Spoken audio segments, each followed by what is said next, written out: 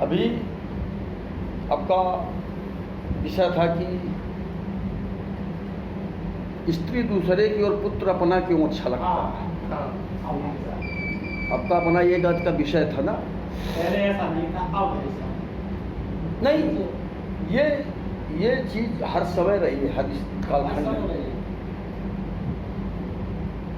तो फिर कैसे मनसा पाप लग जाता था, राजा बादशाह को मनसा पाप लगा था, वोट देने लगा था।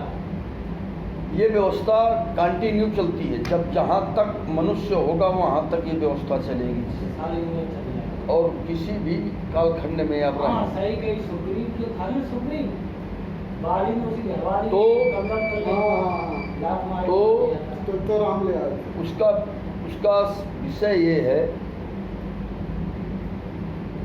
आपने तमाम कथाएं भागवतें सुनी होंगी, तमाम लोगों के द्वारा सुना होगा कि माया से दूर रहो। माया से दूर सुना होगा। आखिर माया क्या है? माया किसे कहा जाए? किससे दूर रहो, किस चीज से दूर रहोगे? पैसा टका सकते, दे नहीं सकते। भाई भागवताचार्यों के द्वारा, व्यासपीठ के द्वारा या तमाम लोगों के द्वारा आप लोगों को सुनने को मिला होगा कि माया से दूर रहो तो आप भगवत कृपा प्राप्त कर सकते हो। आखिर माया क्या है? माया क्या समझोगे? किससे हम दूर रहे? माया क्या है? थोड़ा जल्दी जल्दी बातचीत करो। माया तो यही है हमारी, जो हमारी नॉलेज में ला रही है।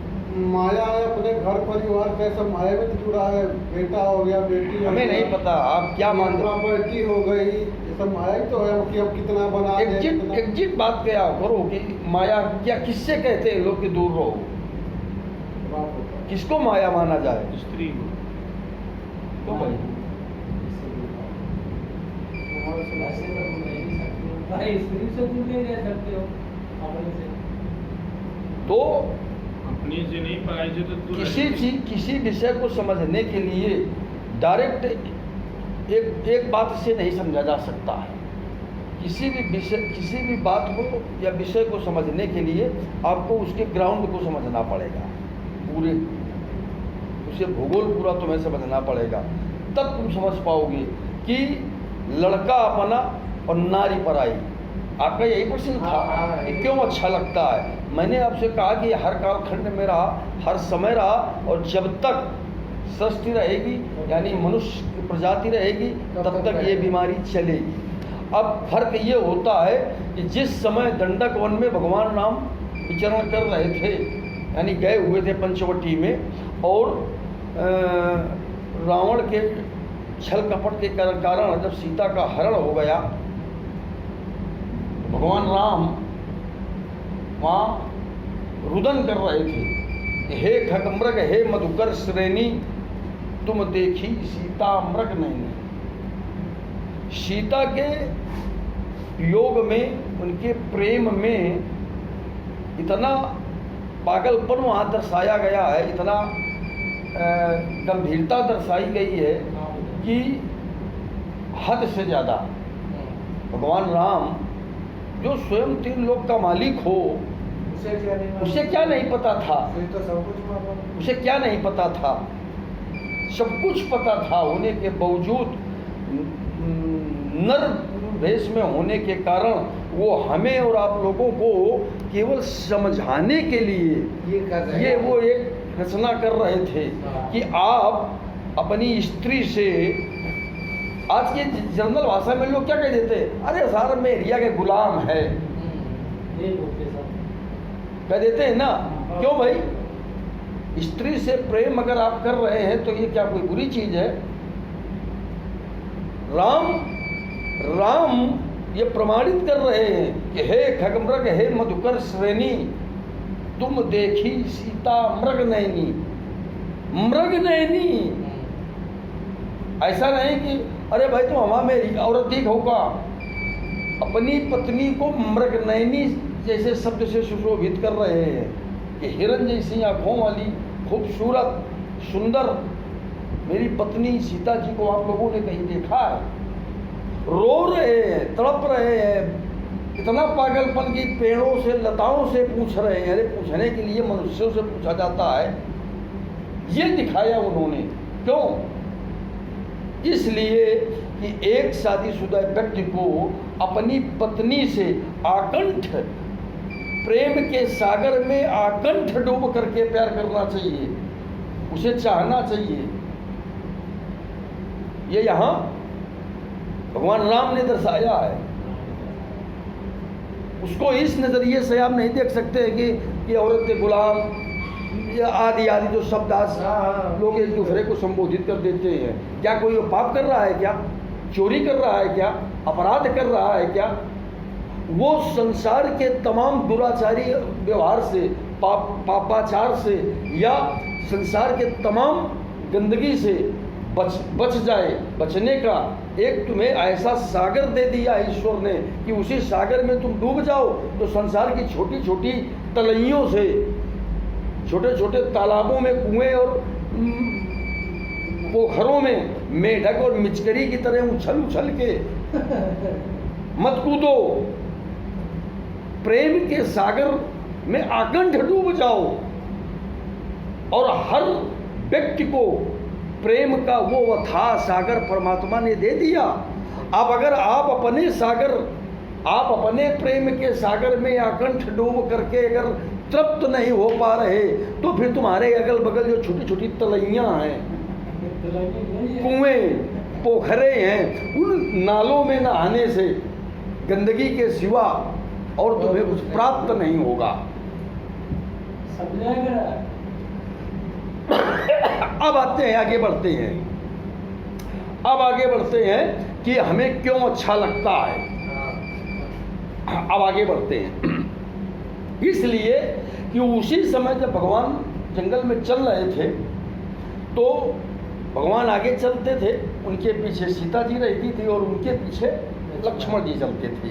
मानसकार में लिखा है कि ब्रह्म जीव बिच माया जैसे, ब्रह्म और जीव और बीच माया, यानी ब्रह्म यानी राम, जीव यानी लक्ष्मण और माया यानी बीच में सीता जी। ब्रह्म जीव बिच माया जैसे, हमारे और आपके बीच में संसार में बस यही तो खेल है। ब्रह्म और जीव और बीच में को है माया। और माया संसार में सबको प्रिय लगती है। माया, मोह माया, आदमी कहता है ना कि पूरे भारत के अंदर जितने भागवताचार्य हैं, जितने कथावाचक हैं, जो भी धार्मिक व्यवस्था में बोलने वाले वक्ता हैं, एक ही बात तो तुमको बता रहे हैं कि माया से भाई बच जाओ। तो माया क्या है? माया ये प्रॉपर्टी, गाड़ी, बंगला, सोना चांदी, ये माया नहीं है। ये अगर सोना है तो सोना माया थोड़ी है, सोना धातु है। जमीन अगर तुमने 1000 बीघा बना ली है तो ये माया थोड़ी है, ये तो जमीन है, धरती है, वसुंधरा है। अगर तुमने बिल्डिंगें बना ली है तो ये तो इमारत है।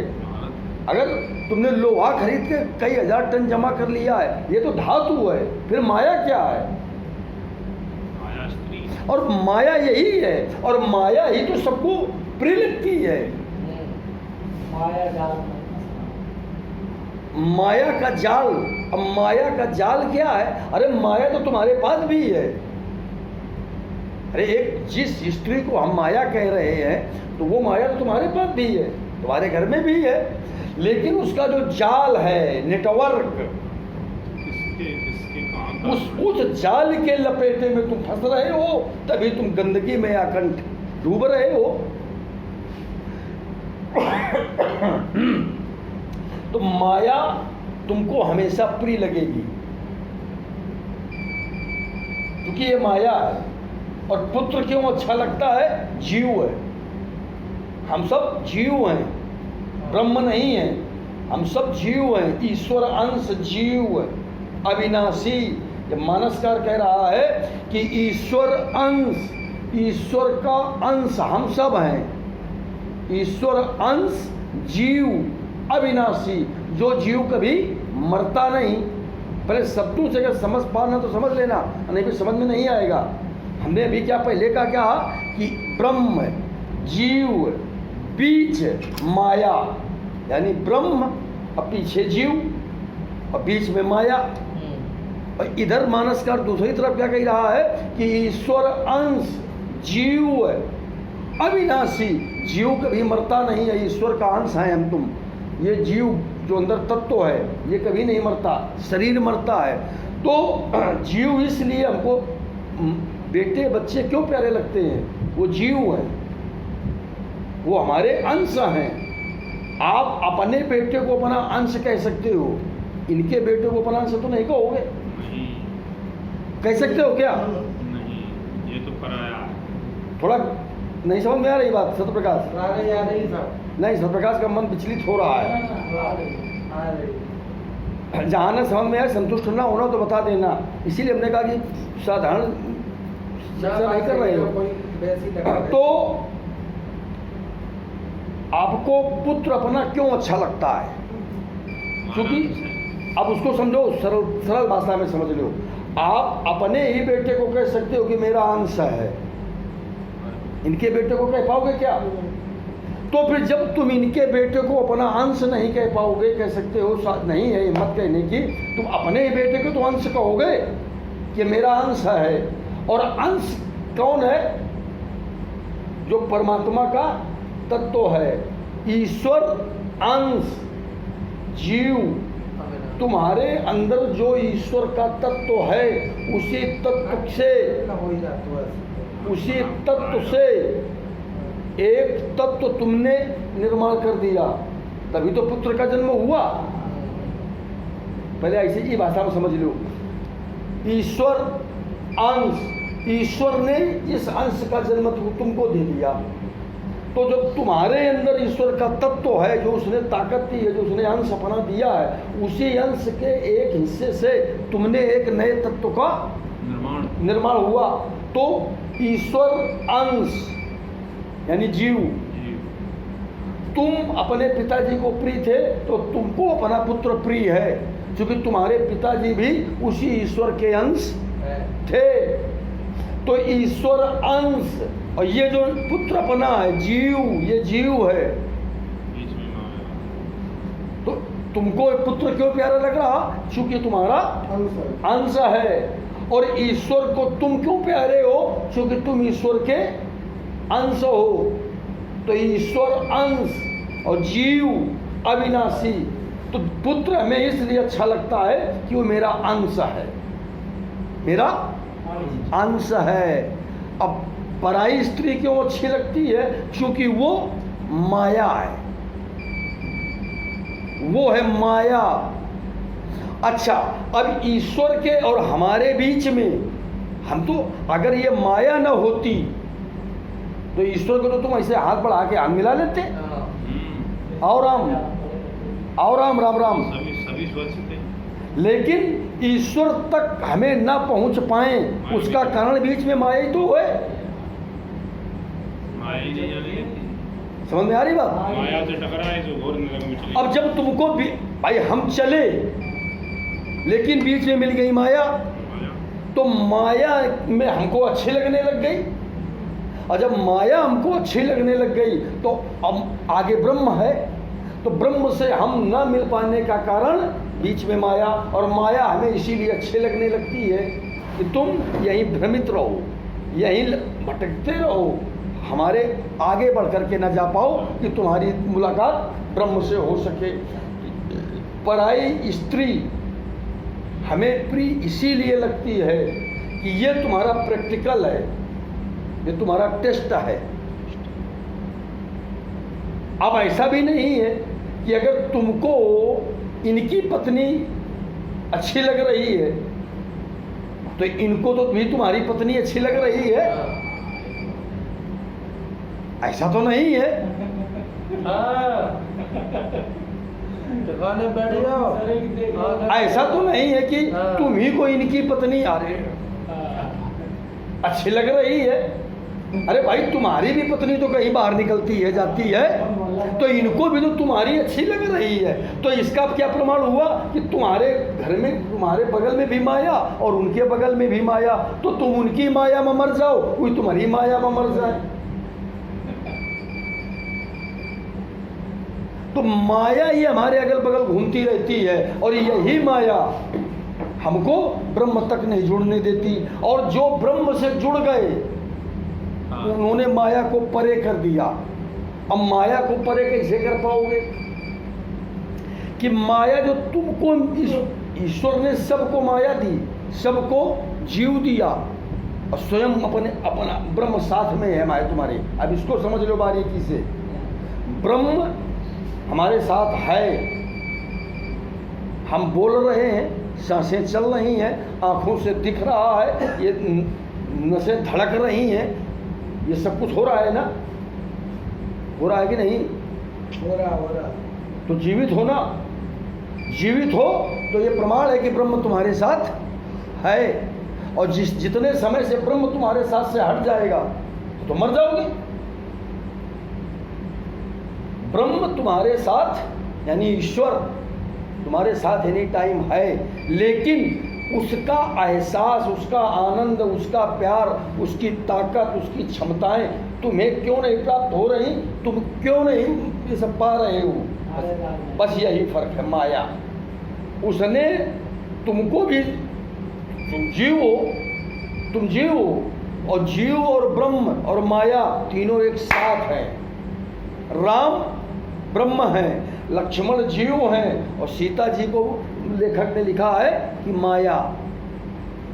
अब अगर माया न होती तो रावण जैसे विद्वान 4 वेद 6 7 18 पुराण का प्रकांड पंडित, 1 लाख पुत्र और 1.25 लाख नातियों वाला बलशाली परिवार, करोड़ों की तादाद की संख्या की सेना, और एक माया के चक्कर में 1 लाख पूत 1.25 लाख नाती, 3 घर बची न या को दिया न बाती।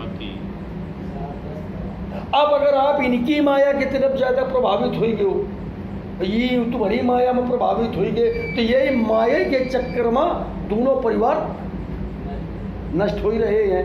अब अगर ये माया ते बचक है और ब्रह्म का पावक है तो ये अपनी अपनी मायने में घुस रहा हो। माया काफी निकलती 5 बजे से लेकर तुम इनकी माया में ना खुश हो, ना ये तुम्हारी माया में खुश हो। और तुम भाई साहब अगर चर्चा की हो तो ये बंद कर दो।